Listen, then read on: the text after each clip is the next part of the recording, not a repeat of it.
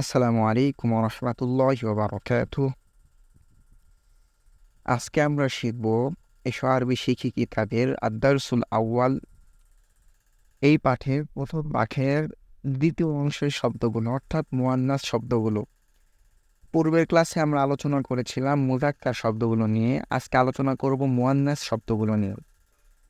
তো আপনাদেরকে আমি আগের ক্লাসেই বলেছিলাম যে মুযাক্কার আর মুয়ান্নাস চেনার প্রাথমিক যে নিয়ম, প্রথম পর্যায়ে যেভাবে আমরা মুযাক্কার শব্দগুলো আর মুয়ান্নাস শব্দগুলো আলাদা করব, এর নিয়ম হচ্ছে শব্দের শেষের হরফটি লক্ষ্য করা।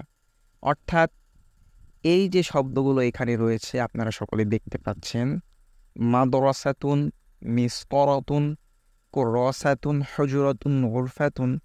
তো এই প্রত্যেকটা শব্দের শেষে আপনারা খেয়াল করে দেখবেন যে এখানে গোল তা রয়েছে। পক্ষান্তরে যদি আপনি মুযাক্কার শব্দগুলো দেখেন, প্রথম পৃষ্ঠার শব্দগুলো, তাহলে দেখেন কলামুন, বাইতুন, মিসবাহুন, সারিরুন, এইখানে গোলতা নেই। বাইতুন শব্দটাতে লম্বা তা রয়েছে, গোলতা নয়। তো মুযাক্কার শব্দগুলো শেষে গোলতা থাকে না, আর মুয়ান্নাস শব্দগুলো শেষে গোলতা থাকে।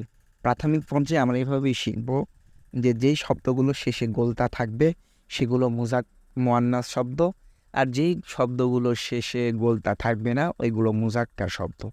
তো এখানে যেহেতু গোলতা রয়েছে প্রত্যেকটা শব্দের শেষে, আমরা বলতে পারি এগুলো মুয়ান্নাস শব্দ। তো এই মুয়ান্নাস শব্দগুলো কীভাবে ব্যবহার হবে, আগেই বলেছি হাযা এটি মুযাক্কার, সুতরাং হাযা আর যালিকা সবসময় মুযাক্কার শব্দের সাথে ব্যবহার হবে। আর হাদিহি ও তিলকা এই দুইটা শব্দ হচ্ছে মুয়ান্নাস, সুতরাং যখন আমরা কোনো মুয়ান্নাস শব্দ ব্যবহার করব তখন এই যালিকা, এই হাদিহি এবং তিলকা এই দুইটা শব্দ মুয়ান্নাস শব্দগুলোর সাথে ব্যবহার হবে। যেমন উদাহরণস্বরূপ আমরা এখানে লক্ষ্য করলে দেখতে পাবো যে উদাহরণ দেওয়া আছে, হাদিহি মাদ্রাসাতুন, এটি একটি মাদ্রাসা। তিলকা সাব্বুরাতুন, সেটি একটি ব্ল্যাকবোর্ড। হাদিহি হুজরাতুন, এটি একটি কামরা। আপনি এটি বলতে পারেন, ইহাও বলতে পারেন, কোনো সমস্যা নেই। তিলকা হাকিবাতুন, সেটি একটি ব্যাগ। হাদিহি কুররাসাতুন, এটি একটি খাতা। তিলকা তাওবিলাতুন, সেটি একটি টেবিল। হাদিহি মিসতরাতুন, এটি একটি রুলার। হাদিহি সাব্বুরাতুন, এটি একটি ব্ল্যাকবোর্ড। তিলকা নাফিদাতুন, সেটি একটি জানালা। হাদিহি তাওবিলাতুন, এটি একটি টেবিল। তিলকা মিসতরাতুন, সেটি একটি রুলার।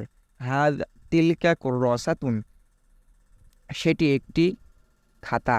হাদিহি হাকিবাতুন, এটি একটি ব্যাগ। তো এইভাবে আমরা বেশি বেশি অনুশীলন করব, তামরিন করব।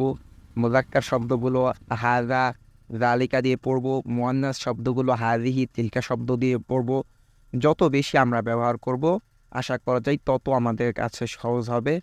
আর আরেকটি বিষয়, যে যেই শব্দগুলো আমরা এই কিতাবে পড়ব সবসময় চেষ্টা করব শব্দগুলো ভালোভাবে আয়ত্তে রাখা।